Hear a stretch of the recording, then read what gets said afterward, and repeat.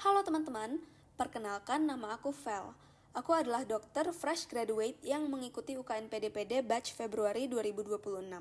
Di video ini, aku mau share tips menghadapi CBT dan juga OSCE UKN PDPD untuk teman-teman sejawat yang sedang atau akan mempersiapkan diri untuk UKN PDPD.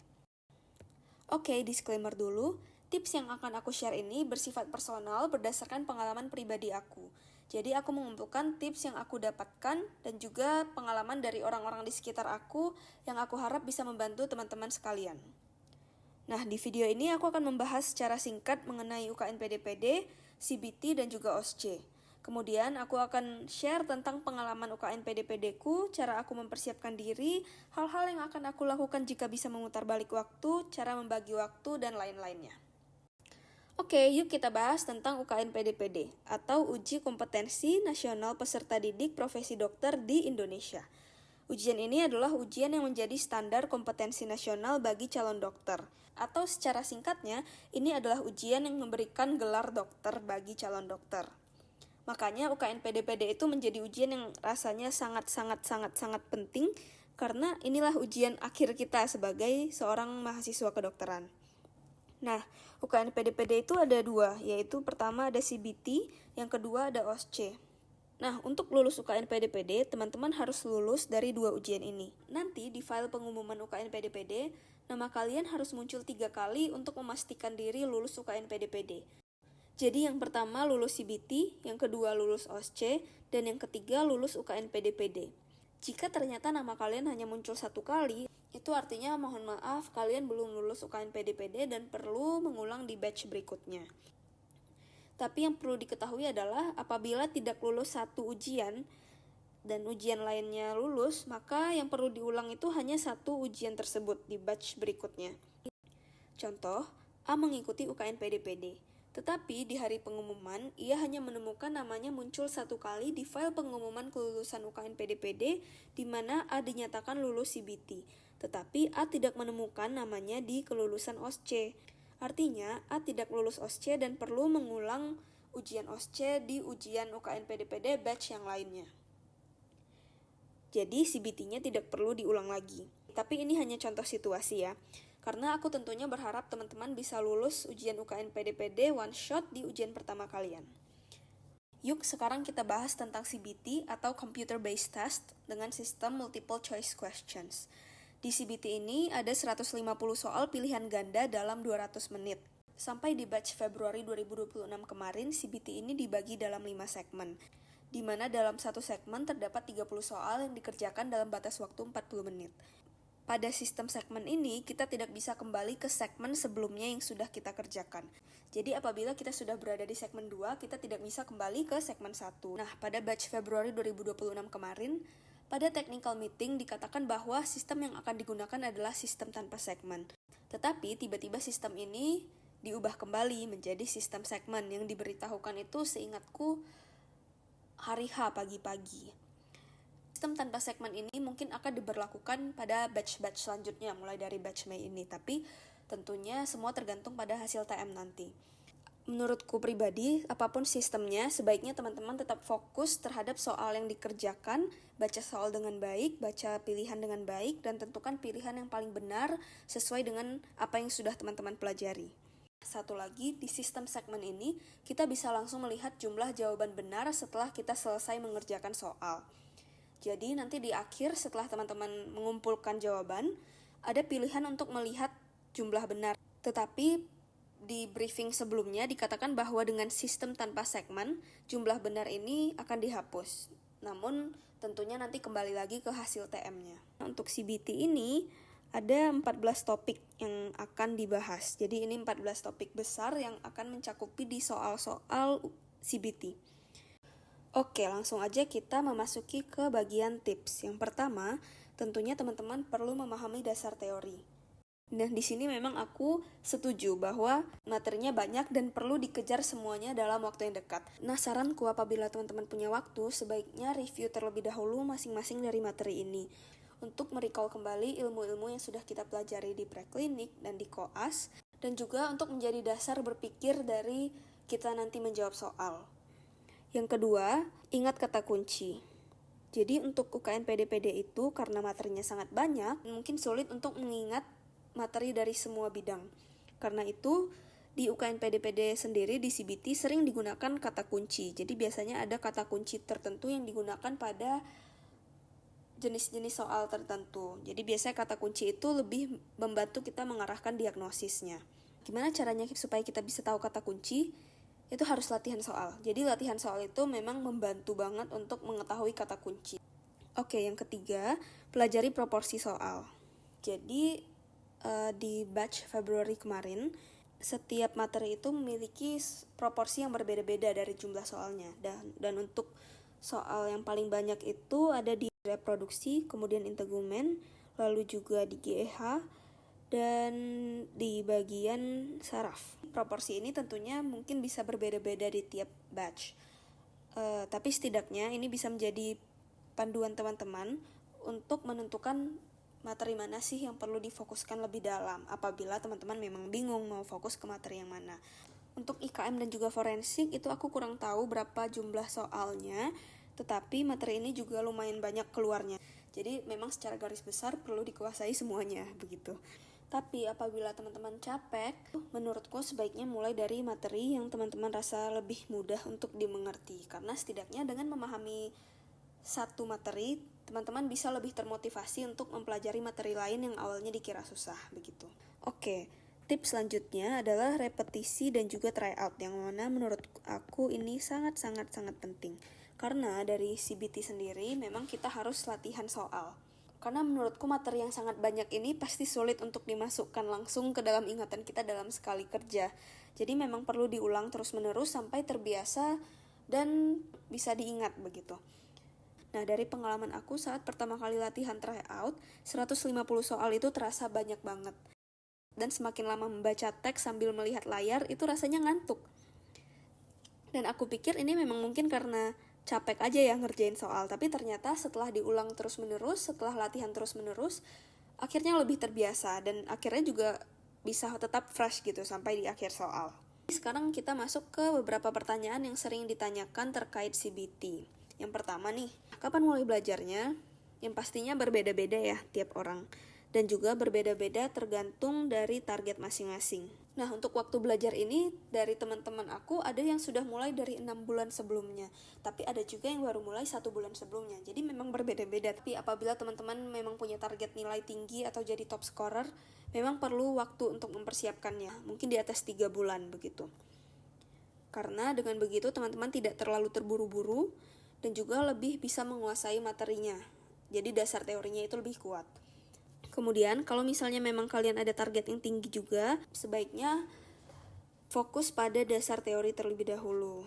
Nah, kalau misalnya memang yang penting lulus nih, yang pastinya menurutku setidaknya review materi terlebih dahulu sebisanya, dan juga fokus di the real tryouts-nya. Lalu review kesalahan-kesalahan dari tryout-nya itu. Karena apabila waktunya sudah kepepet, memang paling efektif itu belajar dari mengerjakan soal, ya kan? Karena teman-teman langsung latihan soal, langsung tahu yang mana benar, yang mana salah, dan lebih terbiasa aja dalam hal CBT.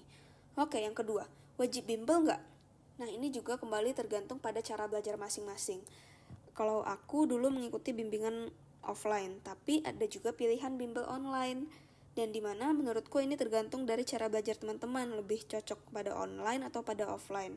Kalau misalnya online, menurutku kelebihannya adalah ada recording. Dan saat belajar dari recording, itu teman-teman bisa pause di bagian mana yang ingin diulang atau ingin dicerna terlebih dahulu begitu. Sedangkan kalau offline kan kita harus mengikuti nih pace dari pengajarnya dan juga pace dari teman-teman kita kalau misalnya kita ikut kelas bersama ya.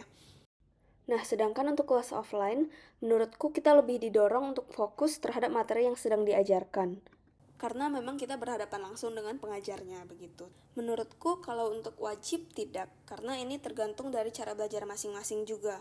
Apakah lebih nyaman belajar sendiri atau lebih nyaman ketika ada yang mengajarkan. Karena teman-teman juga bisa belajar bersama teman-teman yang lain gitu, jadi membentuk satu kelompok belajar. Menurutku mungkin itu salah satu hal yang membantu apabila tidak mengikuti bimbel. Yang ketiga, pastinya sesuaikan budget juga. Karena bimbel untuk UKN PDPD itu sendiri menurutku tidak murah.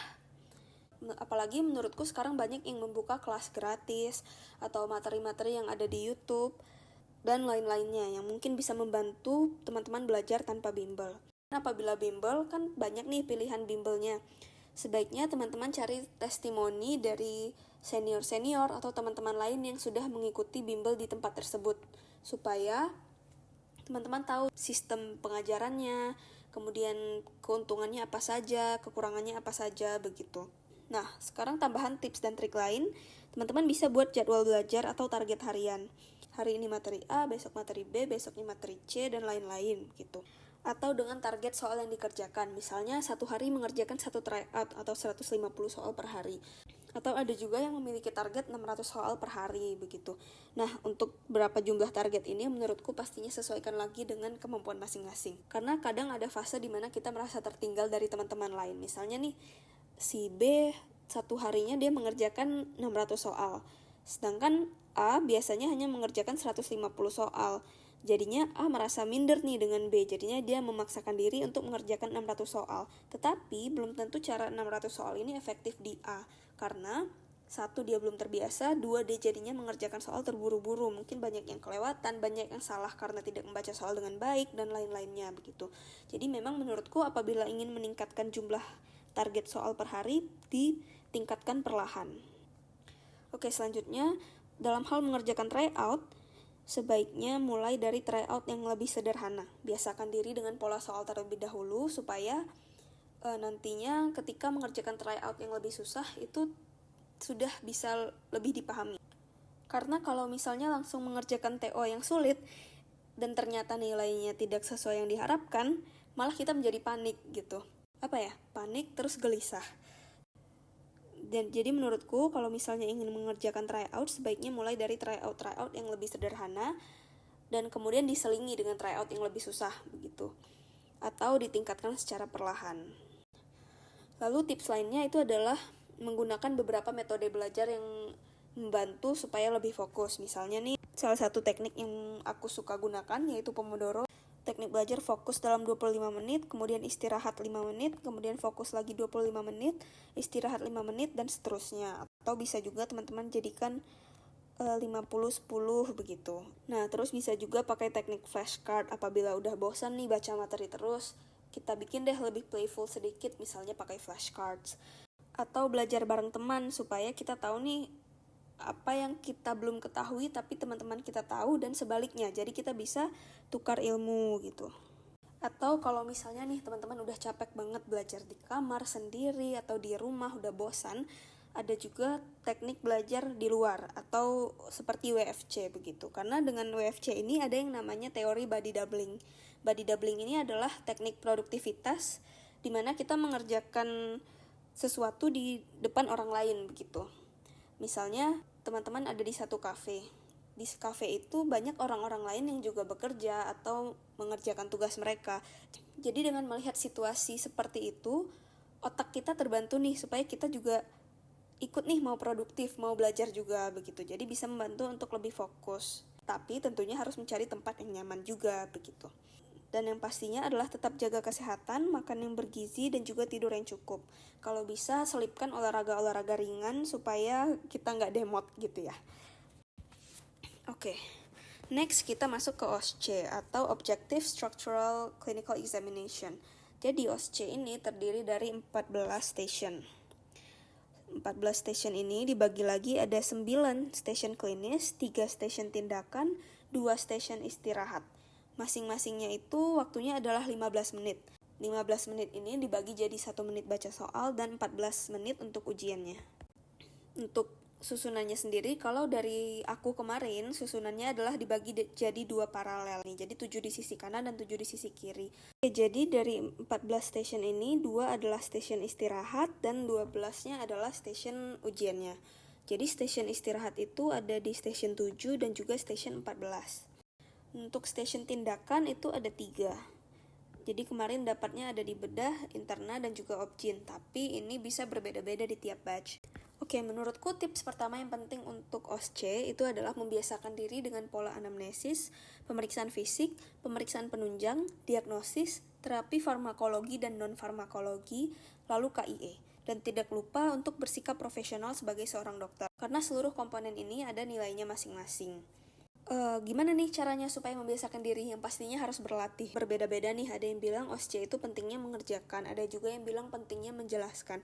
Menurutku keduanya penting. Karena di dalam ruangan itu kan ada penguji nih.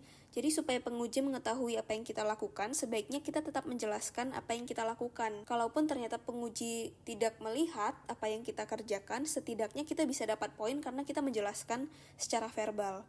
Yang kedua, jangan diam. Menurutku dari pembimbing-pembimbingku itu paling menekankan jangan diam.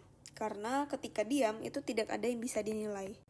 Yang ketiga, pelajari alat-alat yang dibutuhkan. Karena di setting ujian OSCE aku kemarin itu alat yang diberikan kepada kita adalah semua alat. Baik alat yang dibutuhkan atau alat yang tidak dibutuhkan. Jadi memang kita harus cari nih mana yang benar-benar kita perlukan. Jadi setidaknya meskipun misalnya teman-teman tidak punya akses untuk belajar dengan alat tiap hari, setidaknya teman-teman tahu apa yang dibutuhkan. Dan sebaiknya teman-teman pernah berlatih menggunakan alat itu sehingga tahu cara memegangnya, cara menggunakannya, begitu. Kemudian yang keempat, pelajari obat-obat yang penting. Karena untuk OSCE kita kan perlu menulis resep. Memang sebaiknya teman-teman mempelajari obat sesuai dengan jenis penyakitnya. Amit-amit kalau misalnya lupa atau sudah kepepet, setidaknya teman-teman punya satu jenis obat yang bisa teman-teman gunakan lah, meskipun mungkin tidak terlalu tepat, tapi lebih baik daripada dikosongkan. Nah, pada OSCE biasanya pada station pertama itu kita panik. Nah, apabila pada station pertama ternyata panik lalu ngeblank, setelah selesai station itu udah lupakan. Jadi fokus ke station selanjutnya, fokus ke soal selanjutnya, supaya bisa menutup kesalahan di station pertama tadi. Dan ingat, jangan sampai diam. Karena dalam OSCE ini sistem penilaiannya adalah bukan penilaian per station, tapi penilaian secara global. Jadi kalau misalnya teman-teman ternyata tidak maksimal di satu station, tidak berarti bahwa teman-teman langsung tidak lulus begitu. Jadi nilainya itu akumulatif dari hasil seluruh stationnya. Tetap fokus ke station-station selanjutnya. Kembali lagi ke pertanyaan-pertanyaan yang sering ditanyakan terkait OSCE. Sama seperti yang tadi, pertanyaannya yang pertama, kapan mulai belajarnya? Biasanya sih orang-orang akan fokus terlebih dahulu pada materi CBT ya, karena memang lebih banyak, soalnya juga lebih banyak. Dan materi CBT sendiri membantu mempelajari materi OSCE. Jadi kalau untuk OSCE ini biasanya bisa diselingi aja dengan mempelajari CBT gitu. Apabila teman-teman bosan belajar CBT, ya udah lari aja ke belajar OSCE. Setidaknya kan cara pendekatannya berbeda, jadi mungkin lebih tidak membosankan begitu. Untuk OSCE sendiri yang penting adalah latihan kasus dan latihan dalam settingan OSCE. Yang kedua, wajib bimbel nggak? Nah, untuk OSCE ini sendiri menurut aku pribadi, bimbel itu membantu untuk mereview kembali apa saja yang diperlukan saat OSCE. Tapi yang paling penting itu adalah mempelajari polanya, membiasakan diri dengan polanya, dan juga berlatih kasus. Selain bimbel, ada juga opsi meminjam alat dan juga belajar bareng teman, yang dimana ini juga membantu. Karena mungkin kita tidak setiap hari juga ke sana, meskipun bisa juga. Tetapi selain bimbel, ada juga opsi-opsi belajar yang lain. Jadi, apakah wajib bimbel? Jawaban aku tidak. Nah, kemudian tambahan yang lainnya untuk OSCE itu pelajari kasus-kasus yang sering keluar, karena kemungkinan untuk keluarnya lebih tinggi. Kemudian ada juga yang mengatakan bahwa soal OSCE itu biasanya mirip dengan soal di batch tahun lalunya. Jadi batch Februari tahun ini mirip dengan batch Februari tahun lalu. Ada yang bilang begitu juga. Tapi itu semua adalah itu semua tidak pasti ya. Jadi memang untung-untungan aja apabila teman-teman bisa memprediksi soal-soal yang akan keluar gitu. Nah, kemudian pada OSCE juga penting untuk rujuk atau meranapkan pasien sesuai indikasinya. Selanjutnya, seperti yang sudah aku bilang tadi, station pertama itu biasanya lebih nervous. Jadi kalau tidak maksimal, jangan dipikirkan dan fokus aja ke station selanjutnya. Yang keempat, jangan goyah dengan reaksi atau komentar penguji jika kita sudah yakin. Lakukan aja sesuai yang sudah kamu pelajari dan kamu ketahui. Kemudian, ingat manajemen waktu. Jadi memang pada saat OSCE itu biasanya kita berubah profesi sementara jadi rapper. Karena memang saat anamnesis, pemvis, dan lain-lainnya itu harus berbicara dengan cepat, apalagi semuanya perlu disampaikan begitu ya. Oke, tips tambahan berdasarkan pengalaman pribadi aku. Di sini aku bagi dari pre-ujian, during ujian, dan post. Nah, yang pertama, menurutku penting untuk join grup Discord. Karena di Discord, teman-teman dari seluruh Indonesia, dari seluruh Indonesia itu bergabung di dalamnya. Jadi teman-teman bisa share informasi, bisa sambil belajar juga, bertanya soal, diskusi, dan lain-lainnya. Yang kedua, join grup Telegram. Karena biasanya banyak bimbel-bimbel yang membuat grup Telegram gratis untuk latihan-latihan soal-soal singkat begitu. Jadi menurutku ini membantu juga sih kalau misalnya sudah bosan belajar materi, bosan ngerjain tryout, scroll aja di Telegram gitu, karena kayak ngerjain kuis-kuis kecil gitu. Oh ya, jangan lupa juga grup-grup penting lainnya seperti grup WhatsApp gitu ya. Oke, selanjutnya butuh waktu untuk melihat progres nilai tryout. Jadi keep on trying. Karena pada saat pengerjaan nilai tryout, mungkin nilainya itu tidak langsung meningkat terus-menerus. Mungkin ada fase dia stagnan atau dia malah menurun sebelum nantinya dia naik lagi. Dan fase ketika nilai tryoutnya segitu-segitu aja atau nilai tryoutnya turun, kadang justru bikin kita makin stres, makin burn out, makin demot gitu ya.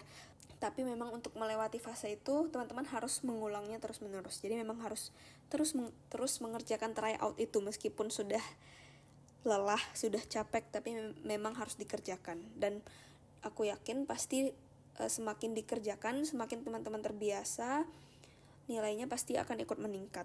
Kemudian tips selanjutnya adalah bisa membuat catatan kecil pribadi. Karena kalau misalnya nih ada bagian yang salah, teman-teman bisa membuat catatan pribadi seperti kata-kata kunci atau bagian-bagian pentingnya aja. Jadi catatan singkat aja yang teman-teman tulis atau teman-teman buat note sendiri. Karena ketika kita membuatnya sendiri itu biasanya lebih gampang diingat.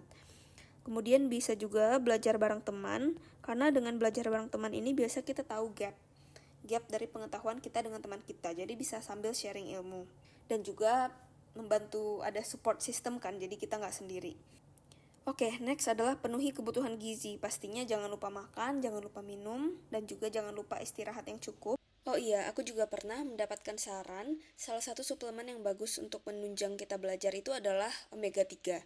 Tapi kembali lagi, aku kembalikan dengan kebutuhan suplementasi dari teman-teman ya. Jadi ini hanya tips tambahan aja.